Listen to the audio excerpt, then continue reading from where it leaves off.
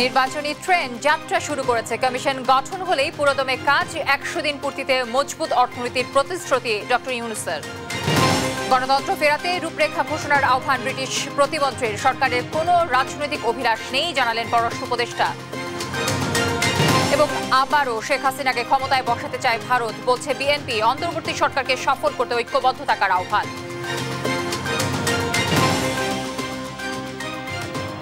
দর্শক, আমন্ত্রণ সংবাদ রাতে শুনছিলেন সংবাদ শিরোনামগুলো, সঙ্গে থাকছে আমি তানজিয়া জুথি। এবার বিস্তারিত। নির্বাচনী ট্রেন যাত্রা শুরু করেছে, এটা আর থামবে না বলে মন্তব্য করেন প্রধান উপদেষ্টা ডক্টর মোহাম্মদ ইউনূস। সরকারের 100 দিন পূর্তি উপলক্ষে জাতির উদ্দেশ্যে ভাষণে কথা বলেন তিনি। জানান নির্বাচন কমিশন শিগগিরই গঠন হবে, এরপরই নির্বাচন আয়োজনে পুরোদমে কাজ শুরু হবে। এ সময় মজবুত অর্থনৈতিক দেশ করতে প্রতিশ্রুতি দেন সরকার প্রধান। প্রতিটি শহীদ পরিবারকে পুনর্বাসন করার আশ্বাসও দেয়া হয় সরকারের পক্ষ থেকে। নির্বাচন নিয়ে আপনাদের সকল বক্তব্য বিনা দ্বিধায় বলতে থাকুন, আপনার মনের কথা তুলে ধরুন। আমার অনুরোধ, সংস্কারের কথাটাও একই সঙ্গে বলুন। সংস্কারকে পাশ কাটিয়ে যাবেন না। নির্বাচনের কথা বলার সঙ্গে নির্বাচন ও অন্যান্য ক্ষেত্রে সংস্কারের কথাটিও বলুন। সংস্কার হলো জাতির দীর্ঘমেয়াদী জীবনী শক্তি। সংস্কার জাতিকে, বিশেষ করে আমাদের তরুণ তরুণীদের, নতুন পৃথিবী সৃষ্টির সুযোগ দেবে। জাতিকে বঞ্চিত করবেন না। নির্বাচন আয়োজনে যে সংস্কার কমিশনের সুপারিশমালায় রাজনৈতিক দলসমূহ এবং দেশের সকল মানুষের মতামত অপরিহার্য, সেই কমিশন হলো সংবিধান সংস্কার কমিশন। এই সুপারিশমালার যে অংশ সকলের কাছে গ্রহণযোগ্য হবে তার ভিত্তিতে নির্বাচনী আইন সংশোধন করতে হবে। সমান্তরালভাবে ভোটার তালিকাও হালনাগাদ করার প্রক্রিয়া চলতে থাকবে। আমি নিশ্চিত নই সংস্কার প্রস্তাব সমূহ বাস্তবায়নের সুযোগ আমরা কতটুকু পাব, তবে আমি আপনাদের কথা দিচ্ছি, আপনারা সুযোগ দিলে প্রয়োজনীয় কিছু অত্যাবশ্যকীয় সংস্কার কাজ শেষ করেই আমরা আপনাদের কাঙ্ক্ষিত নির্বাচন আয়োজন করব। ততদিন পর্যন্ত আমি আপনাদের ধৈর্য ধারণ করার অনুরোধ করব। আমরা চাইব আমরা যেন এমন একটি নির্বাচন ব্যবস্থা সৃষ্টি করতে পারি যা যুগ যুগ ধরে অনুসরণ করা যাবে। এর ফলে সাংবৎসরিক রাজনৈতিক সংকট থেকে আমাদের দেশ রক্ষা পাবে। এই জন্য প্রয়োজনীয় সময়টুকু আমি আপনাদের কাছ থেকে চেয়ে নিচ্ছি। নির্বাচনী সংস্কারের সিদ্ধান্ত হয়ে গেলে খুব দ্রুত আপনারা নির্বাচনের রোডম্যাপও পেয়ে যাবেন। অন্তর্বর্তী সরকার সৃষ্টি হয়েছে রাজনীতিকে নীতির কাঠামোয় আনার জন্য এবং রাজনীতির জন্য নতুন পরিবেশ সৃষ্টির নিবিড় আকাঙ্ক্ষা থেকে। এই আকাঙ্ক্ষা পূরণ করা থেকে জাতিকে বঞ্চিত করবেন না। নির্বাচনের ট্রেন যাত্রা শুরু করেছে, এটা আর থামবে না। কিন্তু যেতে যেতে আমাদের অনেকগুলো কাজ সেরে ফেলতে হবে। এই ট্রেন শেষ স্টেশনে কখন পৌঁছবে সেটা নির্ভর করবে কত তাড়াতাড়ি আমরা তার জন্য রেল লাইনগুলো বসিয়ে দিতে পারি, আর তা হবে রাজনৈতিক দলসমূহের ঐক্যমত্যের মাধ্যমে। এই সরকারকে ব্যর্থ করার জন্য, অকার্যকর করার জন্য বিশাল অর্থে বিশ্বব্যাপী এবং দেশের প্রতিটি স্থানে, প্রতিটি প্রতিষ্ঠানে এক মহাপরিকল্পনা প্রতি মুহূর্তে কার্যকর রয়েছে। তাদের একটি বড় প্রচেষ্টা হচ্ছে আমাদের মধ্যে বিভেদ সৃষ্টি করা। পতিত সরকারের নেতৃবৃন্দ যারা এদেশ থেকে বিপুল পরিমাণ অর্থ পাচার করে নিয়ে গেছে, সেই অর্থে বলিয়ান হয়ে তারা দেশে ফিরে আসার জন্য চেষ্টা করে যাচ্ছে। তাদেরকে কিছুতেই সফল হতে দেবেন না। তারা সফল হওয়া মানে জাতির মৃত্যু, জাতি হিসেবে আমাদের অবসান। সাবধান থাকুন। তাদের সকল হীন প্রচেষ্টাকে আমাদের ঐক্যের মাধ্যমে নস্যাৎ করে দেন, যেভাবে নস্যাৎ করেছিলেন তাদের বন্দুকের গুলিকে, তাদের আয়নাঘরকে, প্রতি পায়ে তাদের অনাচারের শিকলকে। এই ব্যাপারে সবাই একমত থাকুন, ঐক্যবদ্ধ থাকুন। দর্শক, এই বিষয়ে আলোচনার জন্য স্টুডিওতে যুক্ত হয়েছেন আমার সাথে আমাদের সহকর্মী জান্নাতুল মোহনা। মোহনা, কেমন আছেন? জি ভালো, আপনি কেমন আছেন? আলহামদুলিল্লাহ ভালো আছি। মোহনা, অন্তর্বর্তী সরকারের 100 দিন পূর্তিতে জাতির উদ্দেশ্যে অন্তর্বর্তী সরকারের প্রধান উপদেষ্টা ভাষণ দিয়েছেন কিছুক্ষণ আগে। আমি যদি একদম স্পেসিফিকলি বলি যে প্রধান উপদেষ্টা তো বিভিন্ন ধরনের ইস্যু নিয়ে কথা বলেছে। প্রধান উপদেষ্টা আসলে তার ভাষণে নির্বাচন নিয়ে আসলে কি বলেছেন যদি আপনি আমাদের দর্শককে জানাতেন। ধন্যবাদ আপনাকে। আপনি প্রথম যে প্রশ্নটি করলেন যে এটা আসলে আপনার প্রশ্ন না, এটা সর্বস্তরের সাধারণ জনগণ থেকে শুরু করে আমরা যদি বিশিষ্ট জন বলি, সর্বস্তরে একই প্রশ্ন এবং একই প্রশ্নের উত্তর খোঁজার চেষ্টা চলছে। যদিও বিভিন্ন সময় বিভিন্ন মহল থেকে বা বিভিন্ন রাজনৈতিক দল থেকে বলা হচ্ছে যে সংস্কারের পরেই নির্বাচন, তারপরেও নির্বাচন যাত্রা শুরু হয়ে গেছে। সেটা কিন্তু নির্বাচন কমিশন, সংস্কার কমিশনের প্রধান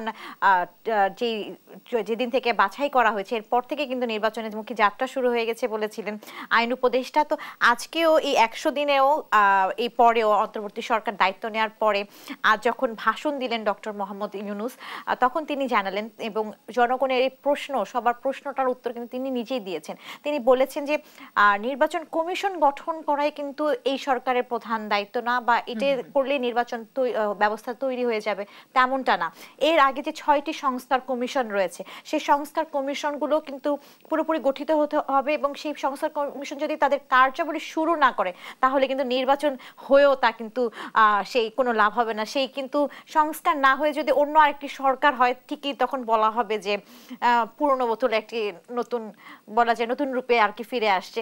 তো এমতো অবস্থায় তিনি গুরুত্ব দিয়েছেন সংস্কারের উপর। তিনি জানিয়েছেন সংস্কার কমিশনগুলো গঠন করলে হবে না, সেই সাথে রাজনৈতিক দলগুলোর সুপারিশমালা লাগবে। জনগণকে তিনি এগিয়ে আসতে বলেছেন, জনগণকে তাদের দায়িত্ববোধ সম্পর্কে সচেতন করেছেন। তিনি জনগণকে আহ্বান জানিয়েছেন যেন তারা তাদের সুপারিশ সংস্কার কমিশনারকে জানান, এবং জনগণ যাতে এই সংস্কার পদ্ধতিতে বা সংস্কারের মধ্যে অংশগ্রহণ করেন, অংশগ্রহণও করেন বলে জানিয়েছেন। তো এই নির্বাচন নিয়ে তারই আলাপ ছিল, অর্থাৎ তিনি একদম ইঙ্গিত দিয়েছেন যে আগে সংস্কার পরে নির্বাচন। আমি যদি বলি যে নির্বাচন ছাড়া আসলে আর কোন কোন বিষয়গুলো প্রাধান্য পেয়েছে তার ভাষণে?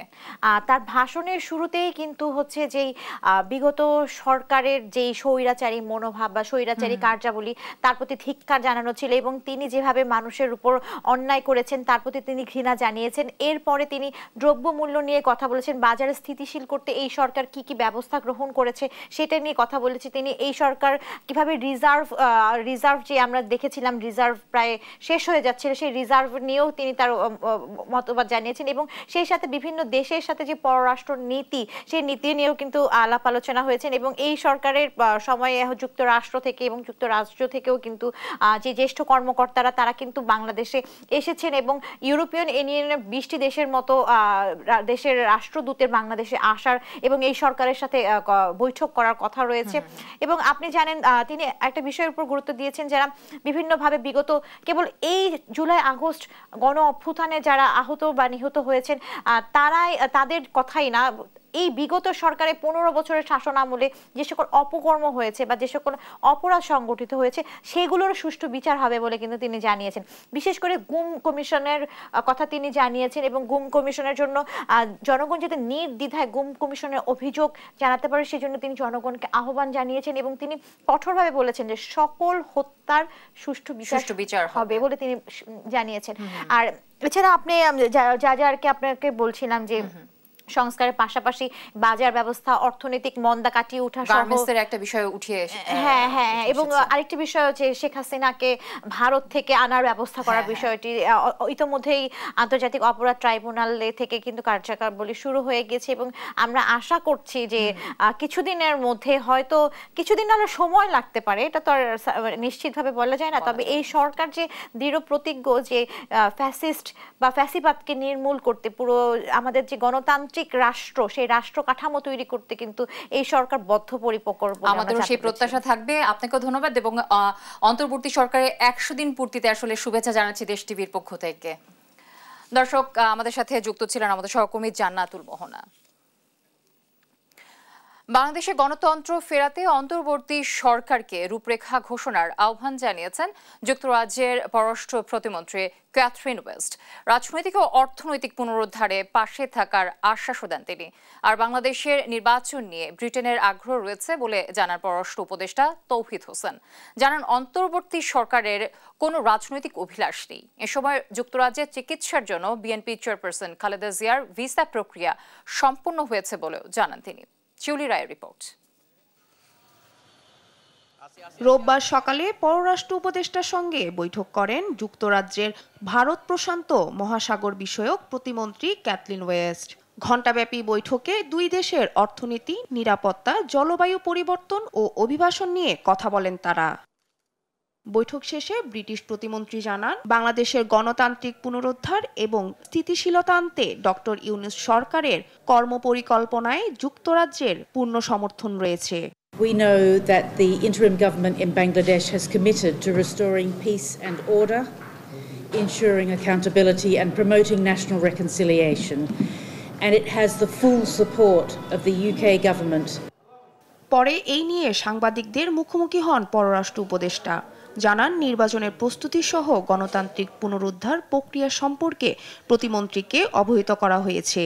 বলি যে নির্বাচন নিয়ে তাদের কোনো আগ্রহ নাই, তাহলে তো এটা সঠিক কথা বলা হবে না। অবশ্যই তারা জানে, কিন্তু তারা আমাদের সাথে কোঅপারেট করতে আগ্রহী। তারা বরং জানতে চেয়েছে যে কীভাবে তারা আমাদেরকে সহায়তা করতে পারে।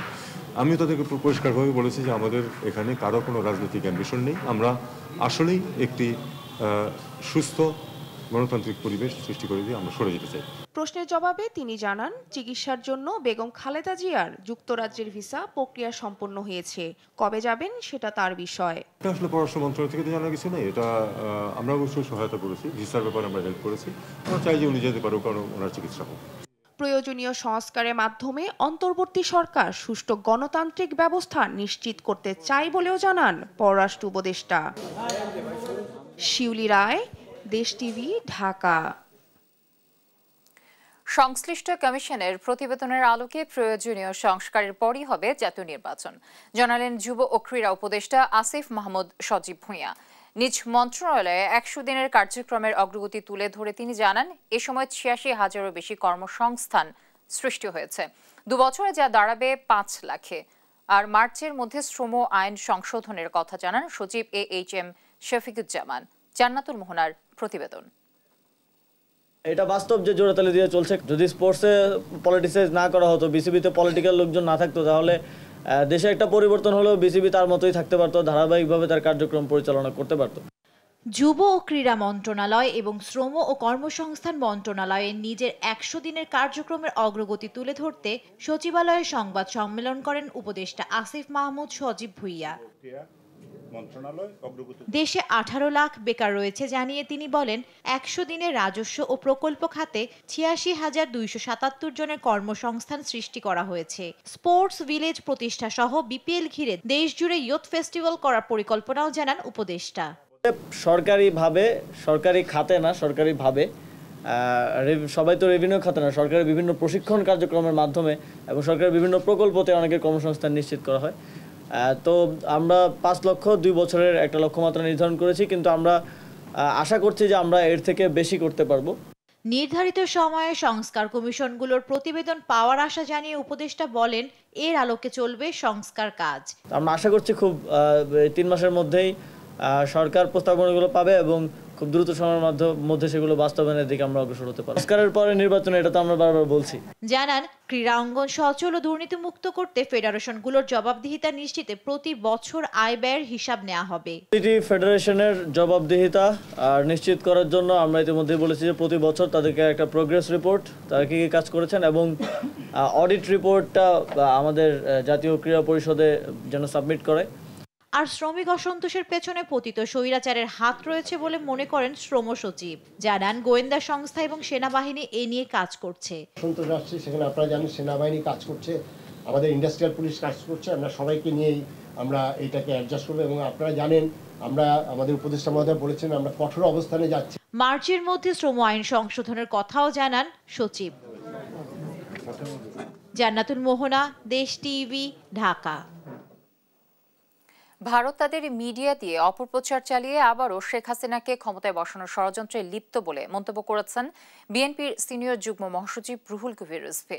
রোববার বিকেলে লালমনিরহাটের বড় বাড়ি শহীদ আবুল কাশেম মহাবিদ্যালয় মাঠে শহীদ জিয়া স্মৃতি ফুটবল টুর্নামেন্টে উদ্বোধন করে একথা বলেন তিনি। সবার উদ্দেশ্যে বলেন, ভারতের ষড়যন্ত্রের বিষয়ে অন্তর্বর্তী সরকার সহ গণতন্ত্রমনা সব দলকে সচেতন থাকতে হবে। এ সময় বিএনপিকে উৎপাদনের দল, গণতন্ত্রের দল আর আওয়ামী লীগকে পাচারকারী ও লুটেরার দল বলে মন্তব্য করেন তিনি। শহীদ জিয়া স্মৃতি ফুটবল টুর্নামেন্টে রংপুর বিভাগের 10টি দল অংশ নিচ্ছে। পার্শ্ববর্তী দেশে শেখ হাসিনা আশ্রয় নিয়েছে, তাদের খুবই দুঃখ, শেখ হাসিনা এখান থেকে পালিয়ে গেছে। তাদের যে মিডিয়া, তাদের ইলেকট্রনিক্স মিডিয়া থেকে বাংলাদেশের বিরুদ্ধে যে ধরনের অপপ্রচার করা হচ্ছে, স্বাধীন সার্বভৌমত্বে যদি বিশ্বাস করতে বাংলাদেশ একটি স্বাধীন রাষ্ট্র, বাংলাদেশ একটি সার্বভৌম রাষ্ট্র, তাহলে পার্শ্ববর্তী দেশ এই ধরনের অপপ্রচার করত না। অন্তর্বর্তী সরকারকে সফল করতে সবাইকে ঐক্যবদ্ধ হয়ে কাজ করার আহ্বান জানিয়েছেন বিএনপি নেতারা। সরকারের কার্যক্রম জনমুখী করতেই বিএনপি গঠনমূলক সমালোচনা করে বলে মন্তব্য করেন দলের চেয়ারপারসনের উপদেষ্টা আব্দুস সালাম। জাতীয় প্রেস ক্লাবে আয়োজিত এক অনুষ্ঠানে এসব কথা বলে নেতারা। এ সময় দ্রব্যমূল্য নিয়ন্ত্রণে আওয়ামী সিন্ডিকেট ভেঙে দিতে সরকারকে আরও কঠোর হওয়ার আহ্বান জানান তিনি। বিস্তারিত সাইফুল রিপনের প্রতিবেদনে। বিএনপি চেয়ারপারসন খালেদা জিয়া ও ভারপ্রাপ্ত চেয়ারম্যান তারেক রহমান সহ নেতাকর্মীদের মিথ্যা মামলা প্রত্যাহারের দাবিতে জাতীয় প্রেস ক্লাবে আলোচনা সভার আয়োজন করে জাগ্রত বাংলাদেশ। আওয়ামী লীগের পয়সা না, বিএনপির ঠেকানোর চেষ্টা করেন না। এ সময় অবিলম্বে দ্রব্যমূল্য নিয়ন্ত্রণে পতিত আওয়ামী সরকারের সিন্ডিকেট ভেঙে দেওয়ার আহ্বান জানান বক্তারা। আওয়ামী আমলের তৈরি করা সিন্ডিকেট ভেঙে দিয়ে দ্রব্যমূল্য অতি দ্রুত মানুষের নাগালের মধ্যে নিয়ে আসার ব্যবস্থা করা প্রয়োজন। অন্তর্বর্তী সরকারকে ব্যর্থ হতে দেয়া যাবে না দাবি করে সবাইকে ঐক্যবদ্ধ হয়ে কাজ করার আহ্বান জানান বিএনপি নেতারা। হিটলারের নাৎসি বাহিনীর পরে যে আরেকটি বাহিনী পৃথিবীতে আবির্ভূত হয়েছে, এই ফ্যাসিস্ট, সেই ফ্যাসিস্ট অবস্থান করছে ভারত। পারে না ভারত যদি আমাদের বন্ধু হয়ে থাকে। বাংলাদেশকে যদি বন্ধু প্রতি মনে করেন তাহলে দ্রুত শেখ হাসিনাকে আপনার দেশ থেকে তাড়িয়ে দেন। তাদের প্রতি আমাদের এত বিশ্বাস, আস্থা, সেই দেশপ্রেমিক সেনাবাহিনীর ক্যান্টনমেন্টে প্রায় 600 মতো এই খুনি দুষ্কৃতিকারী ছিল। কোথায় গেল তারা? এই বর্ডার ফাঁকি দিয়ে এই সমস্ত আওয়ামী দুর্বৃত্তরা কিভাবে ভারতে গেল, সেই প্রশ্ন অবশ্যই জাতি একদিন আপনাদেরকে করবে এবং তার জবাব কিন্তু দিতে হবে। উপদেষ্টা পরিষদের কলেবর বাড়াতে দক্ষতা ও গ্রহণযোগ্যতা বিবেচনায় নেওয়ার আহ্বান জানান বিএনপি চেয়ারপারসনের উপদেষ্টা আব্দুস সালাম। নির্বাচন সহ জনগুরুত্বপূর্ণ বিষয়ে সরকারকে আরো নজর দেওয়ার আহ্বানও জানান তিনি। আলামতটা ভালো না, ওইদিকে দৃষ্টি দেন, দৃষ্টিটা ওইদিকে দেন, নির্বাচনের দিকে দেন। আর ইমিডিয়েট যেগুলো নিত্য প্রয়োজনীয় দ্রব্যের দাম কমানো, ঢাকা শহরে যানজট কমানো, ডেঙ্গুর হাত থেকে রক্ষা করা, এগুলো কিভাবে করবেন সেদিকে দৃষ্টি দেন। রাজনৈতিক দলগুলোর উপর নির্ভর করেন, রাজনৈতিক দলগুলোর সাথে প্রতিনিয়ত বসেন, সপ্তাহে সপ্তাহে বসেন, তাদের পরামর্শ নেন, তাদের পরামর্শ নিয়ে সরকার পরিচালনা করেন, তাহলে ভুল ত্রুটি কম হবে। আর না হলে এইরকম কিছু উপদেষ্টা বানায় দিবেন যেগুলো পাবলিকও চায় না। সমাজে যাদের গ্রহণযোগ্যতা আছে তাদেরকে নেন, কিন্তু এমন নিয়ে না ইচ্ছে হইলে ওরা বানায় দিলাম। এটা হাসিনা করছিল, অনেক মন্ত্রী বানাইছে যাদের কেউ চিনেও না, অনেক এমপি বানাইছিল এলাকার লোকজনও জানে না। কাজে ওই আওয়ামী লীগের পথে হাইটেন না। বিএনপি নয় বরং দেশের জন্যই তারেক রহমানকে দেশে ফিরিয়ে আনা প্রয়োজন বলেও দাবি করেন বিএনপি নেতারা। আজকে আধিপত্যবাদের বিরুদ্ধে যদি রাজনৈতিক প্রতিরোধ গড়ে তুলতে হয় তাহলে তারেক রহমানকেও দেশে দরকার। সাইফুল রিপন, দেশ টিভি, ঢাকা। আপনারা দেখছেন সংবাদ রাত। গ্রেফতারের একদিন পরই আলোচিত চাল ব্যবসায়ী ও বাংলাদেশ চাল কল মালিক সমিতির সভাপতি আব্দুর রশিদকে জামিন দিয়েছে আদালত। রোববার বিকেলে কুষ্টিয়ার অতিরিক্ত চিফ জুডিশিয়াল ম্যাজিস্ট্রেট আব্দুল কুদ্দুসের আদালত তাকে জামিন দেন। আব্দুর রশিদ কুষ্টিয়ার Khajanagar Rashid agro food products লিমিটেডের মালিক ও বাংলাদেশ চালকল মালিক সমিতির সভাপতি। শনিবার বিকেলে কুষ্টিয়া শহর এলাকা থেকে তাকে গ্রেফতার করে পুলিশ। চেক জালিয়াতির 3টি মামলায় আব্দুর রশিদকে গ্রেফতার দেখানো হয়। রোববার তাকে আদালতে তোলা হলে আসামি পক্ষের আবেদনের প্রেক্ষিতে তাকে জামিন দেন বিচারক। আব্দুর রশিদের বিরুদ্ধে কুষ্টিয়া সহ বিভিন্ন জেলায় 100টির বেশি মামলা রয়েছে।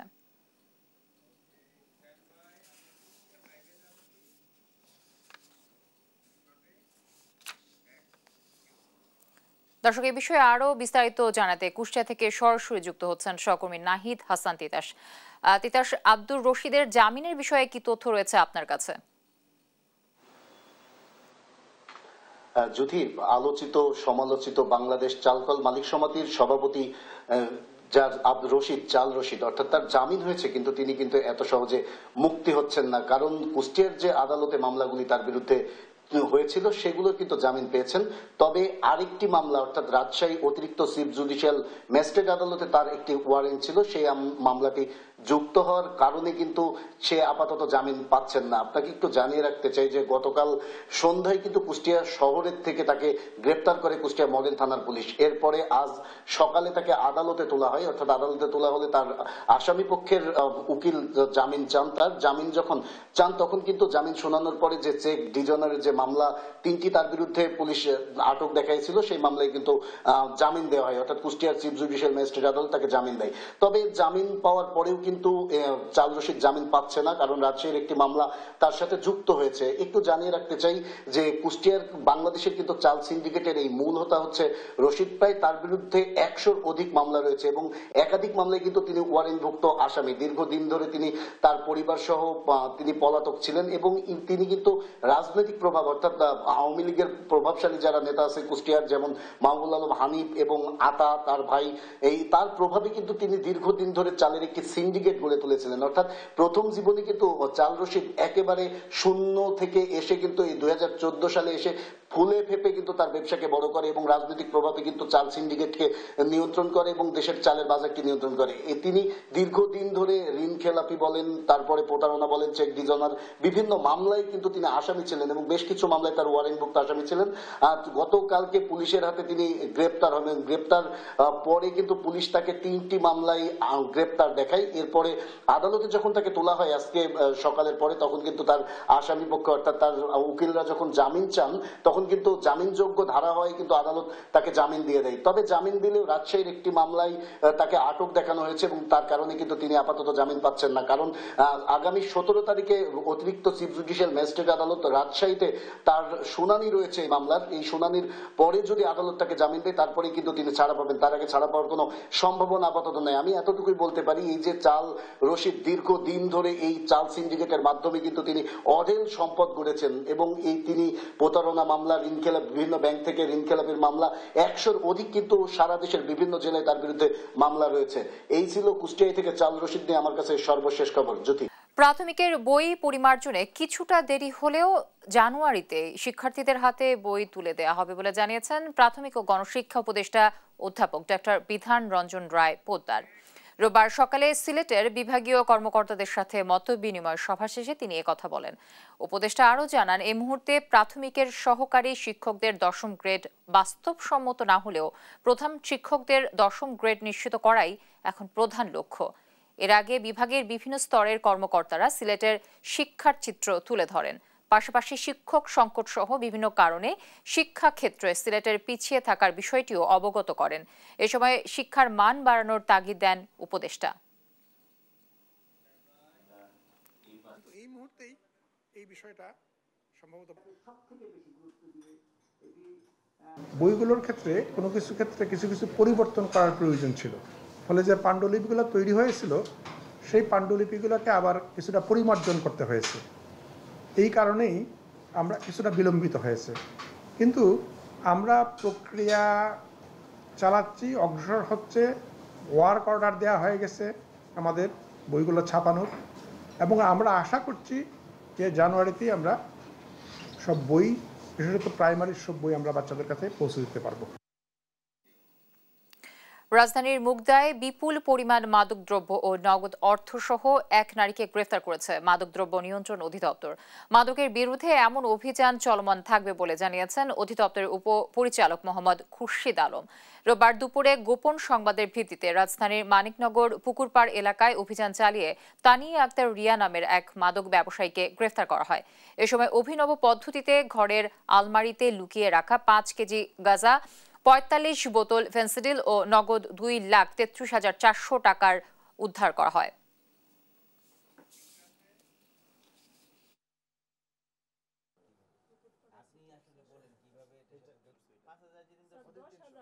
তারা এমনভাবে ফেন্সিডিলগুলো লুকিয়ে রেখেছিল, বিশেষ কায়দায় তারা আলমারির ভিতর এবং বিভিন্ন জায়গায় বিশেষ কায়দায় লুকিয়েছিল, যেগুলো আমাদের খুঁজে বের করতে খুব বেগ পেতে হয়েছে।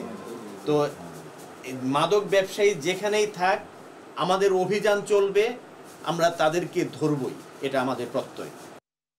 দেখছেন সংবাদ রাত। রাষ্ট্র সংস্কারের আগে প্রয়োজন রাজনৈতিক সংস্কার, এমন মন্তব্য করেছেন এফবিসিসিআইর সাবেক সভাপতি আব্দুল আওয়াল মিন্টু। বলেন, অর্থনৈতিক শৃঙ্খলা ফেরাতে দুর্বৃত্তায়নের রাজনীতি থেকে বের হয়ে আসা জরুরি। বাংলাদেশ ব্যাংকের স্বৈরাচারী আচরণে অন্যান্য ব্যাংক ধ্বংস হয়ে যাচ্ছে বলেও মন্তব্য করেন তিনি। সিপিডি আয়োজিত সংলাপে এসব কথা বলেন এ ব্যবসায়ী নেতা। এ সময় আগামী 2 বছরে 3 ধরনের ঝুঁকি ও ব্যবসার ক্ষেত্রে 17 ধরনের বাধা তুলে ধরে সিপিডি। কায়েস রাহাতের রিপোর্ট। বিগত স্বৈরশাসনের যথেচ্ছা লুটপাটে ধুঁকছে দেশের ব্যাংক খাত, বিপাকে ব্যবসায়িক মহল। সামষ্টিক অর্থনীতিতে ভারসাম্য ফেরাতে কয়েক দফা বাড়ানো হয় নীতি সুদ হার, যা নিয়েও অস্বস্তিতে উদ্যোক্তারা। ব্যবসায়িক পরিবেশ সংস্কার নিয়ে সংলাপে নানা সমস্যা তুলে ধরে সিপিডি। মূল প্রবন্ধে দুর্নীতিকে ব্যবসা পরিচালনার প্রধান অন্তরায় আখ্যা দেয় গবেষণা সংস্থাটি। আগামী 2 বছরের জন্য মুদ্রাস্ফীতি, অর্থনৈতিক মন্দা ও দারিদ্র্য বৈষম্যকে প্রধান ঝুঁকি হিসেবে দেখছে তারা। সেই সঙ্গে 3 ধরনের সামাজিক ঝুঁকি এবং 17 ধরনের ব্যবসায়িক বাধা তুলে ধরে CPD. In case of the skilled employee in the labor market, I think Ministry of Education need to work closely with other ministries like Ministry of Expatriate Welfare and Ministry of Labour and Employment. And it is also important to include the Technical Training Center under the jurisdiction of Ministry of Education. Bangladesh ব্যাংকের ভূমিকার কঠোর সমালোচনা করেন FBCCI এর সাবেক সভাপতি আব্দুল আওয়াল মিন্টু। সেই সঙ্গে আমলাতান্ত্রিক জটিলতার কথা জানিয়ে বিদেশি বিনিয়োগ না আসার একাধিক কারণ তুলে ধরেন তিনি। So the most dictatorial institution now in the country is our central bank, and this central bank has destroyed all the commercial banks. বিগত সরকারের নেয়া 100টি অর্থনৈতিক অঞ্চলের যৌক্তিকতা যাচাইয়ের কথা জানান বিডার নির্বাহী চেয়ারম্যান। আর যৌক্তিক সংকট সমাধানে ব্যবস্থা নেয়ার আশ্বাস দেন প্রধান উপদেষ্টার আন্তর্জাতিক বিষয়ক দূত Lutfe Siddiqui. Created a working group. We got together. The first one was chaired by the chief advisor. Rolled up our sleeves. What are the issues? We had the NBR chair in the room, energy secretary, the shipping secretary in the room, and we'll now do this every month. Bangladesh ব্যবসা প্রতিযোগিতার সক্ষমতায় ভারত, শ্রীলঙ্কা ও নেপালের চেয়ে পিছিয়ে আছে বলেও জানায় CPD. পরিস্থিতির উত্তরণে শিক্ষা কারিকুলাম ও যোগাযোগ ব্যবস্থা সহ সংশ্লিষ্ট খাত সংস্কার, তথ্য হাব স্থাপন সহ আর্থিক খাতে পরামর্শও দিয়েছে সংস্থাটি। কায়েস রাহাত, দেশ টিভি, ঢাকা।